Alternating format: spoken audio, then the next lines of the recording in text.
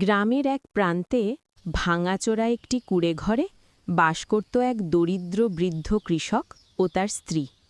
দারিদ্র্য তাদের জীবনের নিত্য সঙ্গী।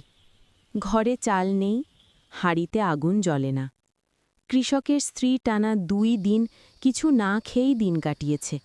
তবু মুখে কোনো অভিযোগ নেই, শুধু স্বামীর দিকে চেয়ে নীরব দীর্ঘশ্বাস। তৃতীয় দিনের ভোরে বৃদ্ধ কৃষক পুরনো একটি বড়শি হাতে নিয়ে নদীর দিকে রওনা দেয়। নদীর ধারে বসে সে আল্লাহর কাছে প্রার্থনা করে, আজ যদি ভাগ্য একটু সহায় হয়। হঠাৎ তার পিছন থেকে অনেক বড় একটি দাম আকৃতির মাছ লাফিয়ে ওঠে।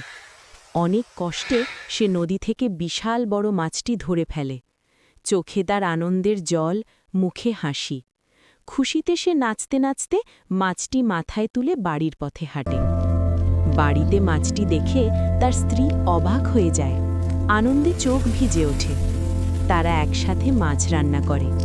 সেই দিন ভাঙা ঘরে আগুন জ্বলে, হাসি ফোটে, আর অভাবের মাঝেও জন্ম নেয় তৃপ্তির